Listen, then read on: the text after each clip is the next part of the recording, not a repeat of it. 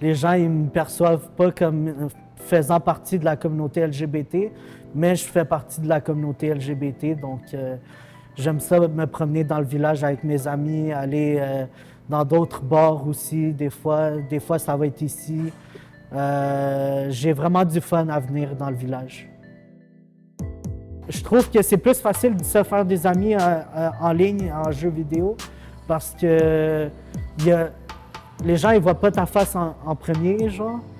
Puis ils peuvent plus voir des aspects de toi, de ta personnalité, d'une façon différente aussi. Je suis un homme trans et puis ben, je me sens confortable, c'est mon identité à moi. L'identité, c'est vague, c'est un parapluie de plein de choses. Ça peut représenter nous-mêmes, comme ça peut représenter notre communauté, ce qui nous entoure et tout ça. Donc,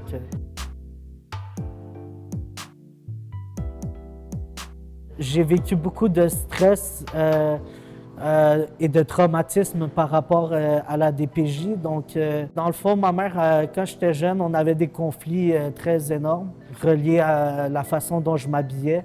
Ma mère, elle me frappait puis elle me battait quand j'étais jeune, donc c'est ça, là. Je suis rentré dans le système quand j'avais 14 ans et je suis sorti à mes 17 ans à peu près. La transition à la vie adulte, ça a été compliqué pour moi parce que la paperasse administrative, ça m'évoque beaucoup de stress. Ça m'a pris 5 ans de changer mes papiers d'identité. Donc, le fait que j'avais pas ces papiers-là m'a empêché de pouvoir aller à l'école à temps plein. J'ai pas pu aller à l'école pendant quasiment 2 ans de ma vie. Ça m'a retardé dans beaucoup de choses. Je pouvais même pas aller à la piscine parce que je me sentais pas à l'aise avec mon corps. J'ai passé au travers de beaucoup de choses. J'ai passé au travers de la DPJ, j'ai passé au travers les documents légaux, les changements et tout ça. J'ai aussi passé une transition différente à celle que j'ai vue dans les médias. Quand je suis sorti du système, je me suis senti en liberté. C'était comme tout nouveau pour moi, là.